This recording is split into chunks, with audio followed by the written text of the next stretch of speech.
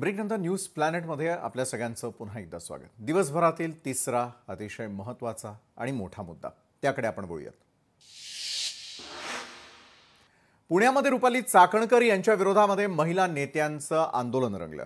महिला डॉक्टरच्या आत्महत्येप्रकरणी न्याय मिळावा आणि रुपाली चाकणकर यांनी पदाचा राजीनामा द्यावा या दोन प्रमुख मागण्यांसाठी या आंदोलनानं तीव्र रूप घेतलं।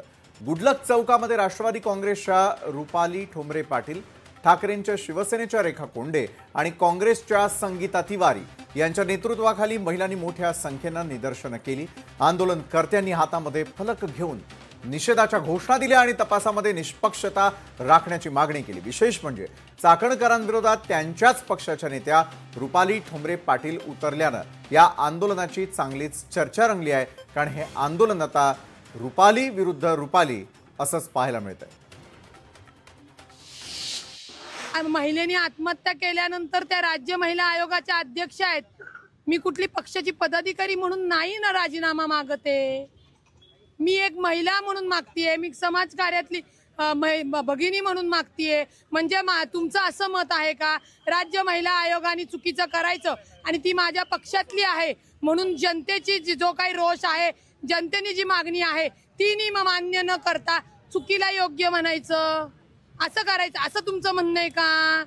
राज्य महिला आयोग ज्या चुकलेल्या आहेत त्याच्यानुसार एक महिला म्हणून मी त्यांचा राजीनामा मागत आहे। महिलेने आत्महत्या केल्यानंतर त्या राज्य महिला आयोगाच्या अध्यक्ष आणि याच महत्त्वाच्या विषयावरती अधिक चर्चा करण्यासाठी आपल्या सोबत आहेत काँग्रेसच्या पुण्यातील जनरल सेक्रेटरी संगीता तिवारी, स्वतः जोडल्या गेलेल्या ज्या आंदोलनामध्ये सहभागी होत्या। संगीताजी, आपलं स्वागत।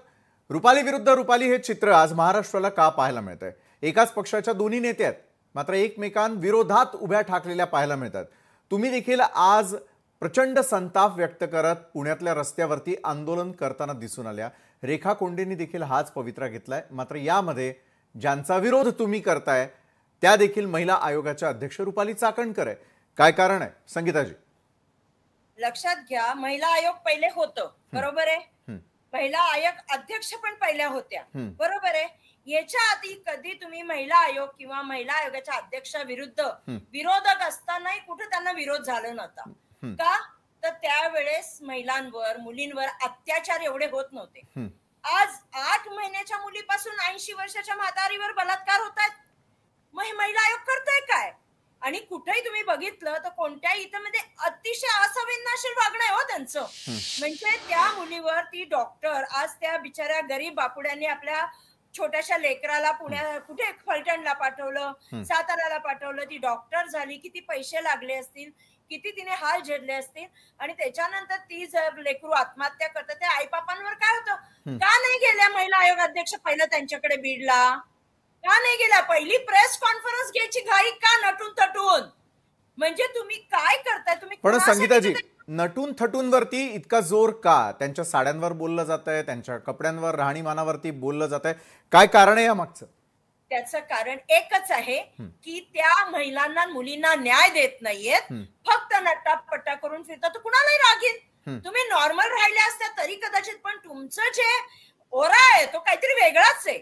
अहो, तुम्ही महिला आयोग अध्यक्ष आहे, तुम्ही रस्त्यावर फुटपाथवर बसूनही एखाद्या महिलेला समजून सांगितलं पाहिजे, दॅट इज रोल। महिला आयोग महिलांच्या मदतीसाठी आहे, महिला आयोग महिलांना वाचवण्यासाठी आहे, महिला आयोग आमच्या मुलींच्या तक्रारी ऐकण्यासाठी आहे। या बाई तर तक्रारी पण नाही ऐकतो। बारामतीच्या एका वकिलाच्या बायकोच्या 10-12 तक्रारी पडलेल्या आहेत, अजून त्याच्यावर कारवाई नाहीये। बांगर म्हणून ती महिला आहे, तिचा नवरा वकील आहे। म्हणजे काय काय करतात हे, काम काय करतात हे तरी कळू द्या ना आम्हाला, म्हणून आम्ही नट्टापट्टा म्हणतो। पण एका फलकाचा अर्थ मला लक्षात नाही आला, मैं मेकअप करके खडी तो सबसे बडी, अर्थ काय? हे बघा, या स्लोगन्स असतात, जेव्हा एखादा आंदोलन असतं किंवा एक निदर्शन असतं त्याच्यामध्ये एक चिमटा काढला जातो समोरच्या व्यक्तीला, तर तेवढाच आहे की बाबा बस मी नट्टापट्टा करून उभी आहे, आय एम ग्रेट। बरोबर संगीताजी, एका बाजूला चिमटा काढून झाला, तुम्ही मागणी करताय ती म्हणजे राजीनाम्या संदर्भातली, राजीनामा सरकारने घेतलाच नाही किंवा रुपाली चाकणकरांनी दिलाच नाही, तर पुढे काय? आम्ही असं ठरवलेलं आहे की प्रत्येक चौकामध्ये 8-10 महिला बसतील आणि आम्ही चक्काजाम करू। पण आमचा विषय आज हा होता की तटकरे साहेबांनी असं काय कॅलिबर पाळलंय किंवा असं काय त्यांच्यामध्ये आहे की ते त्या पदावरनं दुसऱ्या महिलांना द्या ना, ज्यांना नॉलेज आहे. एखादी डॉक्टर, एखादी रिटायर्ड जज, वकील अशा द्या की ज्यांना कायद्याचं नॉलेज आहे, महिलांच्या बाजूने त्या कुणाला द्यावा असं वाटतं आपल्याला? असं मला वाटतं की यांचा राजीनामा घेऊन एक चांगल्या व्यक्तीला ते पद द्यावं. बरोबर. संगीताताई, एका बाजूला रुपाली ठोंबरे पाटील तर त्यांच्याच पक्षाच्या आहेत, रुपाली चाकणकरही त्याच पक्षाच्या आहेत.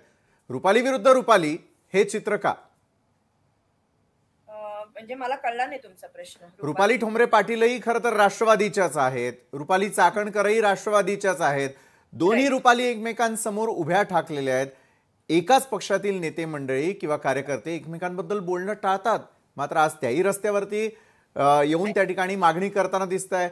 तुम्ही जे म्हणालात की एखाद्या व्यक्तीला, योग्य व्यक्तीला हे संपूर्ण जे आहे त्या ठिकाणी महिला आयोगाचं अध्यक्षपद द्यावं, रुपाली ठोंबरे पाटलांच्या नावाकडे तुम्ही सूचित करताय संगीताजी? नाही नाही नाही, मी रुपाली पाटील ठोंबरेंचं नाव सूचित करत नाहीये. बरं. रुपाली पाटील एक रस्त्यावरची कार्यकर्ती तुम्हाला सांगते.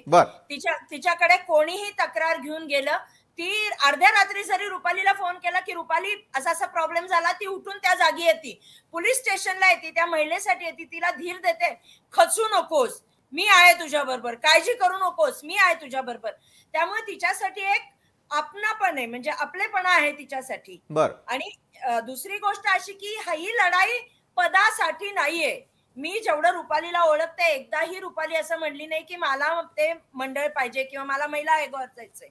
फक्त त्यांचं म्हणणं आहे, जर तुम्ही महिलांना मदत करत नाही आहात, महिलांचं काम करत नाहीयेत आणि तुम्ही एका संविधानिक पदावर बसतायत, त्याच्याबरोबरच तुम्ही राष्ट्रवादीची पद, म्हणजे 2 पद आहेत त्यांच्याकडे. आणि जेव्हा राष्ट्रवादीच्या तुम्ही महिला अध्यक्ष आहे, उद्या जर त्यांचा एखादा मंत्री, त्यांचा एखादा खासदार जर बलात्काराच्या केसमध्ये आला, तर तुम्ही स्वतः पत्रकार, संपादक जे कोणी आहात, तुम्ही मला सांगा की इम्पार्शली निर्णय देऊ शकतील का? त्यांच्यावर त्यांच्या नेत्यांचं बर्डन येणार नाही का? त्यामुळे आम्ही म्हणतो वेगळ्या द्या ना कोणीतरी, पक्षाशी संबंध नसेल तरी चालेल, वेगळं द्या कोणीतरी की जे महिलांना न्याय देईल. मात्र आता या पुढच्या काळामध्ये जसं आम्ही तुम्हाला पाहिलं होतं, तुम्ही फलटणला गेलेला होता, फलटणला जाऊन त्या ठिकाणी कुटुंबियांची भेटही घेतलेली होती. कुटुंबियांची नेमकी या क्षणाला असलेली अवस्था काय आहे आणि प्रत्येक व्यक्ती त्या ठिकाणी जातोय, मात्र न्याय अजूनही प्रतीक्षेत आहे. न्याय कधीपर्यंत टप्प्यात येईल संगीताजी? मी बीड मध्ये गेलो होतो, त्यांच्या परिवाराला भेटलो, लिटरली अंगावर काटे आणण्यासारखी परिस्थिती आहे. बरं. त्यांची खूप हलाखीची परिस्थिती, म्हणजे कदाचित हिच्यामुळे यांचा सगळ्यांचा प्रोग्रेस झाला असता. बरं. पण हिच्या आत्महत्येमुळे हा प्रोग्रेस थांबला आणि त्यांच्या म्हणजे आई वडिलांची अवस्था फारच भयानक होती. आम्ही गेलो, आम्ही तिथं मी आणि अंधारे रुपालीशी भांडलो बरं का, आमचा वाद झाला. असं नाहीये की जर चुकीचे जिथं चूक होते तिथं आम्ही बोलतो ना. आम्ही रुपालीला सांगितलं, पालकमंत्री अजित दादा होते, का नाही आले, का नाही फोन केला? इमिजिएट दादांचा फोन आला, ते परिवाराशी बोलले, पण कसे इमिजिएट ऍक्शन केली तिने तिथल्या तिथं आम्ही जेव्हा या गोष्टी बोललो. तर आता हा न्याय आहे ना, ही ऍक्च्युली मला तसं वाटतं ही आत्महत्याने हत्या आहे. म्हणजे तिला मारून टाकलंय लिटरली, इतकं तिला हॅरॅस केलं गेलंय फिजिकली, मेंटली, स्ट्रेसफुली. त्याच्यामुळे अशा अवस्थेमध्ये तिच्या आईवडिलांना रुपाली चाकणकर महिला आयोग अध्यक्षांनी भेटून धीर देणं गरजेचं होतं, पण त्यांना नाही. ते आपले एसपी सगळे घेऊन बसल्या आणि प्रेस कॉन्फरन्स घेतानाही त्यांनी त्या बनकरच्या बहिणीची स्क्रिप्ट वाचली. हो, काय तुम्ही करताय? ती तिथं होती का? मग ती हॉटेलमध्ये गेली का? काय? अहो, पहिलं तुम्ही तिला न्याय द्यायच्या गोष्टी करा, पोलीस इन्व्हेस्टिगेशन पूर्ण हो. त्याच्यानंतर सीएम डायरेक्ट हजारो लोकांच्या समोर सांगतायत, क्लीन चिट देतायत. किसने अधिकार दिया? कोणी अधिकार दिला सीएम साहेबांना की तुम्ही डिक्लेअर करा क्लीन चिट? इन्व्हेस्टिगेशन उद्या माहिती द्यायचे, आरोपी आहेत त्यांना शिक्षा तर करा, आधीच तुम्ही क्लीन चिट देऊन टाकताय. तर आम्ही म्हणजे अपेक्षा कशी करायची की तिला न्याय मिळेल आमच्या चकुलीला? बरोबर आहे, तुम्ही न्यायाची प्रतीक्षा यावेळेला करताना दिसून येतात. मात्र न्यायासाठी आज रस्त्यावरती उतरून आंदोलनं होत असल्याचं महाराष्ट्रभर आम्हाला पाहायला मिळतं. धन्यवाद संगीता तिवारीजी, तुम्ही आमच्यासोबत जोडल्या गेलात की काय नेमकी त्या संपूर्ण कुटुंबाची अवस्था या घडीला झालेली आहे आणि न्याय मिळवून देण्यासाठी थेट आता रुपाली चाकणकर यांच्या महिला आयोगाच्या अध्यक्षपदाच्या राजीनाम्याची मागणी जोर धरताना पाहायला मिळते. ही होती आज दिवसभरातील तिसरी आणखी एक मोठी आणि महत्त्वाची बातमी.